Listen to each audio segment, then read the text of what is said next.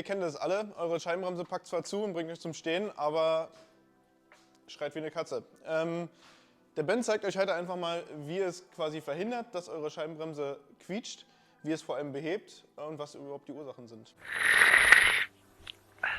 Nehmen wir erstmal das Vorderrad raus. Ricardo hat schon wieder kein Werkzeug drin. Ich geh steil. Als erstes natürlich Vorderrad ausbauen. Die wenigsten wissen, ist, dass es verschiedene Ursachen für quietschende Scheibenbremsen gibt. Nicht nur Verdreckung, also ich denke, dass die Scheibenbremsbeläge verdreckt sind, liegt auf der Hand, dass es dann quietscht. Es kann aber auch zum Beispiel durch Nässe kommen. Könnt ihr nicht viel gegen machen. Und sobald es wieder trocken ist, hört das Quietschen auch ganz normal wieder auf. Es gibt aber noch einen Grund, der ist zum Beispiel Kettenöl oder generell Öl oder Silikon. Deswegen niemals Kettenspray oder Silikonspray verwenden, wenn ihr eure Kette einfetten möchtet. Weil der Film, der durch den Sprühnebel entsteht, der setzt sich auf der Scheibe nieder und beim nächsten Bremsvorgang zieht ihr das ganze Öl oder Silikon in die Belege rein. Und wenn die einmal komplett durchgesuppt sind mit dem ganzen Öl, dann kriegt ihr das auch nicht mehr raus. Habe ich was vergessen? Nee, eigentlich nicht. Doch, ein Punkt. Verglasen. Ach, verglasen. Das mit dem Verglasen ist ein bisschen schwieriger. Das hängt tatsächlich vom Bremsverhalten ab. Wie ihr eure Bremse betätigt, gerade auf auf schnellen Abfahrten zum Beispiel. Jemand, der nicht gewohnt ist, normal wie ein Profi zu bremsen, sage ich mal, der bei der Tour de France die Alpen runterfährt oder wie ein Downhiller, Enduro-Fahrer, dem wird das jetzt ein bisschen komisch vorkommen, weil viele fangen an, diese schleifende Bremse zu Genau, also die Bremse nicht im Stadtverkehr, sage ich mal, richtig heiß werden zu lassen. Ne? Also die werden einfach gar nicht erst an die Betriebstemperatur rangebracht, um eventuelle Verschmutzungen einfach zu verbrennen, sage ich mal, sondern die werden einfach viel zu kalt benutzt die ganze Zeit und dadurch verglasen die Bremsbeläge einfach. Was bedeutet das im Klartext? Nicht lange, also nicht 50 Meter lang die Bremse ganz leicht schleifen lassen, sondern kurz davor, 20 Meter, je nachdem wie schnell ihr natürlich seid, hart in die Bremse gehen und vor allem vorne und hinten gut dosiert bremsen. Also man sagt sogar im sportlichen Bereich vorne mehr bremsen als hinten. Bremsbeläger ist inzwischen ausgebaut, wie ich gesehen habe. Genau. Wir können hier eigentlich ganz gut sehen, dass wir hier ganz klar Verdreckung haben. Die Dinger sehen saumächtig aus. Ja. Was machen wir damit? Wie können wir die jetzt wieder quietschfrei bringen? Also die einfachste Methode wäre eigentlich jetzt erstmal mit Schleifpapier die Oberfläche einmal komplett abzuschleifen. Hilft in den meisten Fällen eigentlich, denn komplett, wenn nicht zu viel Öl oder sonstige Verschmutzungen drauf sind. 20er mit Schleifpapier, plane Oberfläche und dann einfach Kreise und Bewegungen.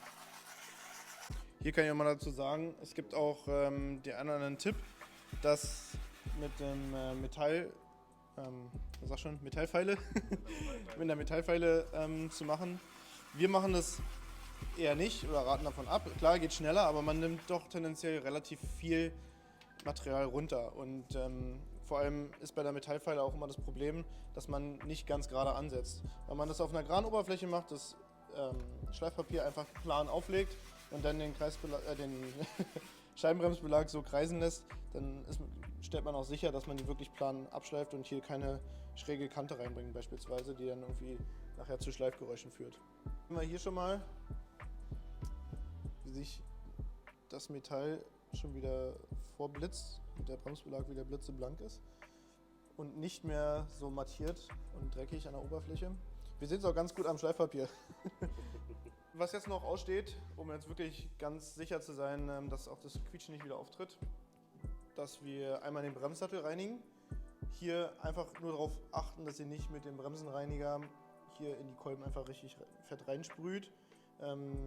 Grundsätzlich sollte da nichts durchgehen, aber sicher ist sicher, weil die Kolben können sonst trocken laufen und dann kommen sie nicht mehr richtig rein und raus. Ist wie gesagt recht unwahrscheinlich, aber um das einfach zu vermeiden, es gibt ein gewisses Restrisiko, einfach grob hier rüber sprühen, abwischen, selber mit der Bremsscheibe. Der Ben zieht es jetzt gleich mal durch. Wer es ganz perfekt haben möchte, kann danach die Bremsscheibe mit dem Schleifpapier auch noch mal ganz kurz anschleifen, ein bisschen anrauen. Dann könnt ihr sicher gehen, dass die Bremsscheibe und der Bremsbelag sich wieder komplett plan gleichmäßig zusammen aufeinander einschleifen. Also da auf jeden Fall darauf achten, dass ihr Bremsenreiniger verwendet. Was ist das Besondere am Bremsenreiniger?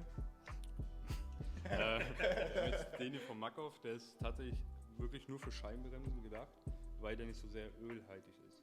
Die anderen Bremsenreiniger, die haben einen leichten Ölanteil mit drin und dadurch wäre das kontraproduktiv. Geht auch, aber Geht wenn man es auch, perfekt, aber wir wollen es ja genau. perfekt machen. Also, Muck auf.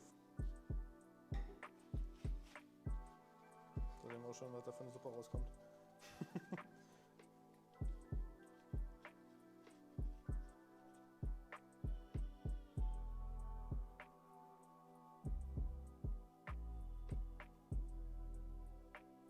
Genau, wir sehen jetzt hier, dass er da wirklich ganz sparsam mit dem Bremsenreiniger vorgeht.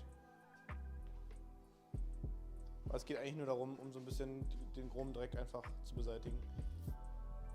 Das gleiche machen wir jetzt bei der Scheibe einfach auch. Ein bisschen Bremsenreiniger einfach auf der Scheibe. Dasselbe machen wir bei der Scheibe jetzt auch nochmal. Genau, einfach ein bisschen Bremsenreiniger auf das Tuch geben. Dann einfach schön einmal rundherum, damit da auch jegliche Fette runterkommen. Genau, hat sich auch tatsächlich leicht verdreckt gewesen. Hat sich Marginal. gelohnt, genau. Ziegelund. So, und jetzt geht Ja, mach wieder ruhig. ein Einbau. Genau, jetzt kannst du wieder rückwärts. Was ich dazu sagen möchte, wie man Scheibenbremse oder Bremsbeläge besser gesagt ein- und ausbaut und was vor allem bei der Auswahl der Bremsbeläge zu beachten ist, weil es dort auch verschiedene Belagarten oder Arten von Belegen gibt. Oh, auch gut. Machen wir nochmal ein gesondertes Video zu. Wenn ihr da Bock zu habt, dann lasst es uns wissen. Dem einen oder anderen ist vielleicht aufgefallen, dass das Rad grundsätzlich aussieht wie Mist. Gesondertes Video zur Fahrradreinigung können wir auch mal machen, wenn ihr wollt. Was man da beachten kann, was es da auch für verschiedene Reiniger gibt. Ich meine, grundsätzlich kann man auch einfach sagen, man kippt einen Eimer Wasser rüber, ein bisschen Seife und wieder ein Eimer Wasser. Aber man kann das Ganze auch ein bisschen besser machen, indem man den Antrieb noch speziell reinigt und vor allem zum Schluss poliert und auch sicher geht, dass es nicht nach der nächsten Pfütze gleich wieder dreckig ist, sondern so ein bisschen versiegelt. Ja, ich glaube, wir haben eine ganze Menge Ideen, was wir noch machen können.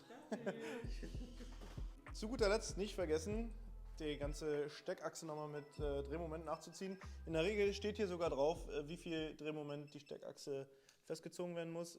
In der Regel sind es 10 Newtonmeter. Manchmal steht auch 9 bis 13 drauf. Guckt einfach nochmal nach. Ich bin mir sicher, nicht jeder von euch hat einen Drehmomentschlüssel zu Hause. Da piepst auch schon. Muss auch kein elektrischer sein, es gibt auch mechanische. Dann fahrt doch einfach bei eurer nächsten Tour kurz beim nächsten Radladen vorbei. Die meisten werden euch das for free einfach festziehen auf Drehmoment. Lasst vielleicht was in der Trinkgeldkasse da oder was weiß ich. Genau. Oder noch besser, lasst euch zeigen, wie es sich anfühlt, mit 10 Newtonmeter die ganze Achse festzuziehen. Dann habt ihr ungefähr das in der Hand und wisst, okay, da könnt ihr euch einigermaßen drauf verlassen. Und beim nächsten Mal macht ihr es dann einfach selber und kontrolliert es vielleicht einfach nochmal kurz im Radladen. Ich denke, auf der nächsten Route kommt ihr bestimmt am Radladen vorbei. Schauen wir mal, ob wir Quatsch erzählt haben und ob das läuft. Zack, still.